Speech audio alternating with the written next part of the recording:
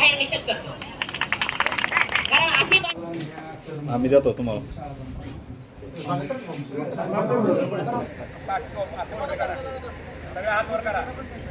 कशा संदर्भात निवेदन दिले नेमकं काय? निवेदन दिलंय ह्याच्या संदर्भात की शिक्षकांना जो टीईटीचा जो कायदा लावलाय तो अतिशय शिक्षकाचा मानहानिकारक आहे. तो मानकुटीवर बसलाय.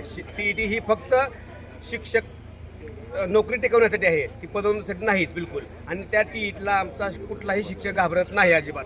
कारण ह्या टीईटी ज्यावेळेस सर्वसामान्य लोक द्यायचे त्यावेळेस ते फक्त 2 ते 3% प्रमाण पास व्हायचं होतं. परंतु आजच्या घडीला ज्यावेळेस शिक्षक टीईटी देत आहे त्यावेळेस ते प्रमाण 25% आलं आहे. त्यामुळे टीईटीला आम्ही कदापि घाबरत नाही शिक्षक. आणि ह्या टीईटीचा विरोध म्हणून आणि शिक्षकाला जी अशैक्षणिक कामं आहेत त्याचा सर्वांचा विरोध म्हणून आम्ही आज 1 दिवसाचं आंदोलन दिलंय. हा आपल्या माध्यमातून मी सरकारला असा इशारा देतो की यापुढील काळात जर ह्या आमच्या मागण्या मान्य केल्या नाहीत तर यापुढील काळामध्ये आम्ही निश्चित अनेक दिवसाचं किंवा बेमुदत शाळा बंद आंदोलन करू. आणि त्याच्यामध्ये जर जे काही विद्यार्थ्यांचं नुकसान होणार आहे त्यासाठी कदापि शिक्षक जबाबदार नाही. त्यासाठी माननीय शिक्षण मंत्री, ग्रामविकास मंत्री आणि हे शासन मुख्यमंत्री जबाबदार राहतील. आपलं नाव काय ना आपलं पद? मी पवन सूर्यवंशी, त्या सर्व शिक्षक संघटना समन्वय समितीचा मी निमंत्रक आहे. जिल्हाधिकारीमध्ये निवेदन दिलंय, कशा बाबतीत निवेदन दिलं, काय मागणी केलेली आहे नेमकी? आत्ताच आमच्या समन्वय समितीतील बांधवांनी जे काही आपणास मुद्दे नमूद केले त्यामध्ये सर्वात प्रथम मुद्दा आहे टीईटीवर आधारित पदोन्नती. हा मुद्दा गैरलागू मुद्दा या ठिकाणी जिल्हा परिषद व राज्य शासनाकडून एक पत्र काढून या ठिकाणी राबवण्यात आलेला आहे. सर्व शिक्षक अन्यायग्रस्त झाल्याची भावना मनामध्ये ठेवून या आंदोलनात आज सहभागी झाला होता. त्यानंतर BLOचं जे काम आहे ते वर्षभर शिक्षक करत असतात, परंतु नवीन शैक्षणिक वर्ष सुरू झाल्यानंतर SIR या नावाखाली शिक्षकांना गेली 2 महिन्यापासून शाळेपासून वंचित ठेवण्याचं काम या शासनाकडून झालेलं आहे. विद्यार्थ्याचं अतोनात नुकसान होत आहे. भारताची भावी पिढी या ठिकाणी पूर्णपणे बेकार होण्याच्या उंबरठ्यावर येऊन थांबलेली आहे. आणि त्यानंतर शेवटचा मुद्दा जर सांगायचा झाला तर पेन्शनचा जो मुद्दा आहे, दर आंदोलनामध्ये या मुद्द्याला हायलाईट केलं जातं. शासनाकडून वारंवार खोटी आश्वासनं दिली जातात आणि आश्वासनं देऊन त्या मूळ मागणीला फाटे फोडून जुनी पेन्शन योजना बाजूला ठेवून नवीनच काहीतरी दुसरंच त्या ठिकाणी योजनेचं रूप तयार करून सादर केलं जातं आणि त्या माध्यमातून हा अन्याय सातत्यानं होत आहे. आमची मूळ मागणी आहे की 1982-84 जी जुनी पेन्शन योजना आहे ती पूर्ववत लागू करावी आणि सर्व कर्मचाऱ्यांचं भविष्य हे सुखमय बनवावं. धन्यवाद. आजच्या जिल्हा प्रशासनाने एक पत्र काढलं होतं आज आंदोलन करू नये म्हणून, त्याविषयी काय आपण मग? आंदोलन करू नये म्हणून जिल्हा परिषद प्रशासनानं पत्र काढणं हा प्रशासनाचा भाग झालेला आहे. परंतु अन्यायग्रस्त शिक्षक आज या ठिकाणी प्रचंड दबावाखाली काम करत आहे आणि त्याचा हा असंतोष आंदोलनाच्या माध्यमातून पुढे आलेला आहे. आपल्या राज्यघटनेमध्ये प्रत्येक भारतीय नागरिकाला, मग तो कर्मचारी असो किंवा कोणी असो, आपलं मत संविधानिक मार्गाने व्यक्त करण्यासाठी हे एक हत्यार आपल्याजवळ दिलेलं आहे. म्हणून या ठिकाणी शिक्षकांनी आंदोलनाच्या माध्यमातून या ठिकाणी आपला असंतोष शासनापर्यंत पोहोचवण्याचं काम केले. प्राथमिक शिक्षक मध्यवर्ती संघटनेच्या माध्यमातून आज राज्याध्यक्ष माननीय केशवराव जाधव आणि राज्य सरचिटणीस राजेजी सुर्वे यांच्या नेतृत्वाखाली आज संपूर्ण महाराष्ट्रामध्ये एक दिवसाचं सामूहिक रजा आंदोलन प्रत्येक जिल्हाधिकारी कार्यालयाच्या समोर आज आंदोलन आयोजित केलेलं आहे. आणि हे आंदोलन सर्व शिक्षक संघटनांच्या माध्यमातून या जिल्ह्यातील सर्व शिक्षक या ठिकाणी आंदोलनासाठी उपस्थित आहे. या आंदोलनामध्ये शिक्षकावर लादली जाणारी जी अशैक्षणिक कामे आहेत, SIR असतील, BLOची जी अशैक्षणिक कामं आहेत की ज्या अशैक्षणिक कामामुळं विद्यार्थ्याचं शैक्षणिक नुकसान होत आहे आणि अशैक्षणिक कामं कायमस्वरूपी बंद झाली पाहिजेत, हा आमचा प्रमुख उद्देश आहे. याचबरोबर दुसरा एक महत्त्वाचा मुद्दा आहे की 15 मार्च 2024चा जो शासन निर्णय आहे की जो पटसंख्येच्या बाबतीमध्ये अतिशय जाचक आहे, या जाचक निर्णयामुळे प्रत्येक ठिकाणी आमचा शिक्षक बांधव कमी होत आहे, पटसंख्या कमी होत आहे. या पटसंख्या कमी झाल्यामुळे प्रत्येक शिक्षकात त्या ठिकाणी अतिरिक्त होत आहे आणि अतिरिक्त शिक्षकामुळं आज बेकारीची भविष्यामध्ये बेकारीची जाणीव या ठिकाणी होत आहे. आणि म्हणून या अशैक्षणिक कामं ज्या आमच्या शिक्षकाकडून शासनानं काढून घ्यावीत. याचबरोबर या TET सारखा महत्त्वाचा मुद्दा, अतिशय जाचक TET, या सेवा शिक्षकांना TET पास होणं, सध्याच्या काळात जर विचार केला तर 30 वर्ष नोकरी झाल्या शिक्षकांना TET सारखी परीक्षा देणं हे म्हणजे चुकीचं धोरण शासन राबवतंय. तर आमचा TETच्या परीक्षेला सक्त विरोध आहे आणि ही शासनानं TET परीक्षा रद्द करावी असं आमचं या ठिकाणी या धोरणातून, या निवेदनातून आमचं शासनाला म्हणणं मांडलेलं आहे आणि आम्ही तसं जिल्हाधिकारी कार्यालयाला निवेदन दिलं आहे. ठीक आहे, आज निवेदन काय दिलं नेमकं? आज राज्यभरामध्ये 9 जुलै या दिवशी शाळा बंद आणि धरणे आंदोलन पार पडलेलं आहे. त्या अनुषंगानं धाराशिव जिल्ह्यामधल्या सर्व शिक्षक संघटना, ज्यामध्ये जिल्हा परिषद आणि खाजगीच्या सर्व संघटनांनी एकत्र येऊन आज जिल्हा परिषदेसमोर धरणे आंदोलन धरलं आणि या धरणे आंदोलनाच्या माध्यमातून विद्यार्थ्यांना शिकू द्या, आम्हाला शिकू द्या याबद्दलचं आंदोलन केलं. या आंदोलनासाठी जिल्हाभरातील आणि राज्यभरातून राष्ट्रीय ओबीसी बहुजन शिक्षक संघाचे सर्व सदस्य आणि शिक्षक बांधव मोठ्या संख्येने या आंदोलनाला उपस्थित होते. शासनाच्या कानावर आमची हाक जावी यासाठी आणि आमचे विविध प्रश्न सुटावेत यासाठी धरणे आंदोलन होतं. शासनाने जे TET जाचक अट रद्द करावी, ज्यांनी सगळ्या परीक्षा देऊनच हे शिक्षक हा पेशा स्वीकारला, त्यांच्यासाठी रिटायर होताना किंवा शिक्षणातल्या सेवेच्या 20, 15, 20, 32 वर्षानंतर ह्या परीक्षा द्याव्या लागतात, याच्या विरोधात मोठा एल्गार आज उभारलेला आहे. त्याचबरोबर मागील 2-3 महिन्यापासून जनगणना आणि या महिन्यामध्ये SIR BLO, त्याचबरोबर पुढच्या महिन्यात पुढच्या 2 महिन्यामध्ये परत जनगणना.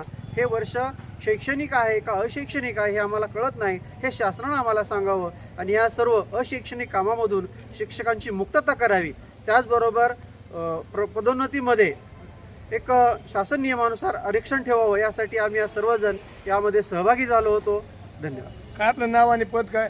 मी संतोष भोजने, राज्य सरचिटणीस, राष्ट्रीय ओबीसी बहुजन शिक्षक संघ.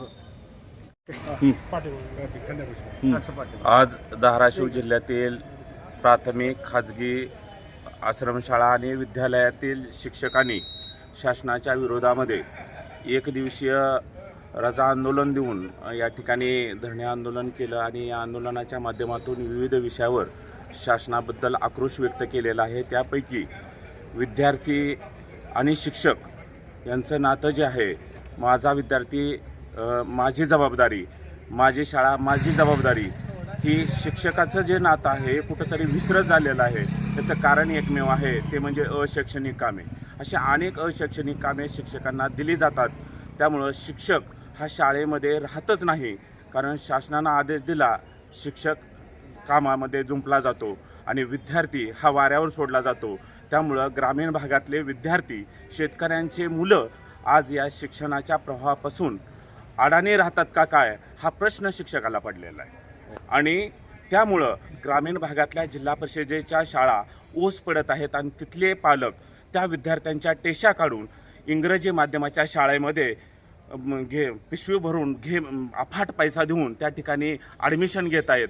आणि शासनाच्या खऱ्या अर्थानं जिल्हा परिषद शाळा बंद करणं आणि इंग्रजी शाळा सुरू करणं हा महत्त्वाचा घाट आहे. आणि हा हाणून पाडण्यासाठी आम्ही गोरगरिबांची, शेतकऱ्यांची, ग्रामीण भागातल्या जिल्हा परिषदच्या शाळा टिकाव्या म्हणून आम्ही आज आमची 1 दिवसाची पगार कपात करून आम्ही शासनाच्या विरोधात या शेतकऱ्याच्या मुलांना शिक्षणाच्या प्रवाहात टिकवण्यासाठी आम्ही आज धरणे आंदोलन केलेलं. तुमचं नाव काय आणि पद काय? मी सुखदेव भालेकर, प्रदेश उपाध्यक्ष, राष्ट्रीय ओबीसी बहुजन शिक्षक संघ.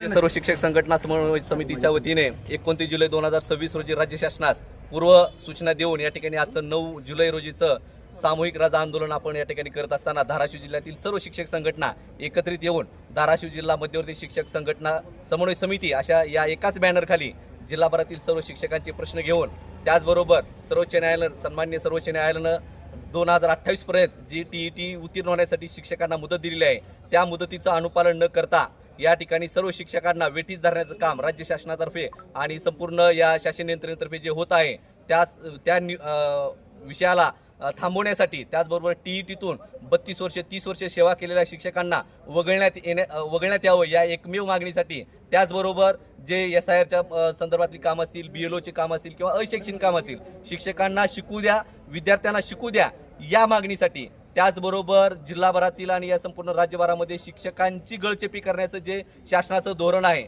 फोडा आणि राज्य करा या नीतीचा वापर करत शिक्षकाच्या सर्व शिक्षक संघटना याची संघटनांची शक्ती कमकुवत करण्याच्या अनुषंगानं जे इतर कामं लावून शिक्षकांना गुंतवण्यात हे शासन मग स्वतःला सिद्ध करू पाहत आहे. या शासनाला चाप बसवण्यासाठी म्हणून आजचं हे आंदोलन आपण धाराशिव जिल्ह्यामध्ये आयोजित केलं होतं. या आंदोलनाच्या माध्यमातून आम्ही शासनाला विनंती केलेली आहे की 30 वर्ष 32 वर्ष सेवा केलेल्या शिक्षकांना या TETच्या झंझटमधून मुक्त करावं. सध्या शिक्षक खूप मोठ्या मानसिक ताणतणावात आहे. मे महिना अख्खा या परीक्षेची तयारी केलेला आमचा शिक्षक ज्यावेळेस परीक्षा देण्यासाठी जातो त्यावेळेस आम्हाला निरोप मिळतो की परीक्षा रद्द झाली. जी परीक्षा शासनच घेऊ शकत नाही ती परीक्षा देण्याची सक्ती या शिक्षकांना केली जात आहे. अशैक्षणिक वर्ष आहे का शैक्षणिक वर्ष आहे हे समजण्या इतपत आता आम्हाला सुद्धा यांनी शिकवायची वेळ आली की आम्हाला नेमकं विद्यार्थ्यांना शिकवायचंय का हे अशैक्षणिक कामामध्ये गुंतवायचंय, अशा पद्धतीच्या अत्यंत खराब मानसिकतेतून आम्ही सर्व शिक्षकवृंद जात आहोत. आणि आमचाच हा असंतोष व्यक्त करण्यासाठी म्हणून आज आम्ही सर्व जिल्हाभरातील शिक्षकांनी 1 दिवसाची सामूहिक रजा देऊन आजच्या या आंदोलनामध्ये सक्रिय सहभाग घेतलेला आहे. इंग्रजी शाळेमध्ये जे शिक्षक शिकवत आहेत ते 10वी 12वी पास शिक्षक आहेत, त्यांच्यासाठी TET लागू करण्यात आलेली नाही आहे. भरपूर शाळा आहेत इंग्रजी, आणि जे आपले शासकीय शाळा आहेत त्याच्यामधील लोकांना सुद्धा शिक्षकांना BLO या कर्मचारी या कामामध्ये त्यांना गुंतवलेलं आहे. मग आता याच्यावरती आपण काय करणार आहात TET तर साठी? आमच्या जिल्हा परिषदच्या आणि सर्व आमच्या ज्या अनुदानित खाजगी संस्था आहेत त्या सर्व शिक्षकांची एकच मागणी आहे की गोरगरिबांचं शिक्षण, कष्टकऱ्यांचं शिक्षण, जे वंचित घटक आहेत त्या लोकांचं शिक्षण जर त्या मुलाचं शिक्षण जर कुठं होत असेल तर ते जिल्हा परिषदच्या शाळेमध्ये होतं. आणि अशा विद्यार्थ्यांना शिकवण्यासाठी आम्ही बांधील असताना या ठिकाणी सेल्फ फायनान्स शाळाचं इतकं मोठं जाळं या शासनानं घालून ठेवलंय, जे की RTAच्या माध्यमातून 25% प्रवेश देण्याचा बहाणा आहे फक्त. परंतु या 25% जे विद्यार्थ्यांना प्रवेश दिला जातो त्यांना इतर शुल्काच्या माध्यमातून तितकीच फीस या संस्था उकळतात आणि त्या माध्यमातून या गोरगरिबांचं शिक्षण सुद्धा 2-3 वर्ष RT मधल्या प्रवेशाचं वास्तव आहे. पहिली दुसरी तिसरी पर्यंतचे पालक शिक्षण देऊ शकतात, परंतु त्यानंतर जे पुस्तकांची फीस, वह्यांची फीस, गणवेशाची फीस आणि एकूणच दिखाव्यासाठी जी वापरलेली जाते फीस आहे ते आपले सर्वसामान्य पालक भरू शकत नाहीत. आणि त्याच्यामुळं 0 ते 14 वर्ष वयापर्यंतच्या मुलांना पूर्व प्राथमिक आणि प्राथमिक शिक्षण देणं कायद्यानं बंधनकारक आहे. परंतु हे 14 वर्षपर्यंत शिक्षण अशा पद्धतीनं सेल्फ फायनान्स शाळेच्या माध्यमातून होऊ शकत नाही. याची जाणीव शासनानं ठेवून या शाळांना कुठेतरी चाप लावून जिल्हा परिषद शाळेची गुणवत्ता सुधारण्यासाठी, जिल्हा परिषद शाळेच्या भौतिक सुविधा सुधारण्यासाठी, जिल्हा परिषदेतले शिक्षण सुधारण्यासाठी जर शासनानं काही इनोव्हेटिव्ह घेतलं तर आम्ही सर्व शिक्षक त्या ठिकाणी अगदी तन मन धनानं त्या ठिकाणी काम करत असतो. परंतु शासनाला हे कुठलंही मान्य नाही. या भल्या मोठ्या शिक्षकांच्या ज्या पगारी आहेत, शिक्षकांचा वरचा जो खर्च आहे तो कुठंतरी थांबवायचा आहे आणि सेल्फ फायनान्सच्या माध्यमातून बेरोजगारांना नोकरी द्यायच्या या बहाण्यानं खरं तर ती बेरोजगारी नोकरी. शिक्षण म्हणल्यानंतर अनुभवी शिक्षकांची गरज असते. विद्यार्थ्यांना फक्त 10वी 12वीचे लोक शिक्षण देऊ शकत नाही, त्यांना कुठलीही अट नाही, ना त्यांच्याकडे पदवी असते, ना पदविका असते, ना TET असते, काहीच पाहिलं जात नाही. परंतु त्यांना मात्र खुली मुभा दिली जाते. त्यांच्याकडे कुठली पर्यवेक्षण यंत्रणा जात नाही, त्यांचं मूल्यमापन होत नाही. परंतु त्या कुठल्या संस्थेवर मला दोष द्यायचा नाही, परंतु या शासनाच्या धोरणामुळे जिल्हा परिषदेमधलं शिक्षण बंद होत आहे. याच्याकडे मला लक्ष वेधायचं आहे आणि आमच्या सर्व शिक्षक संघटनांना त्याच्याकडे लक्ष वेधण्यासाठी म्हणून पण आज आंदोलन होतं.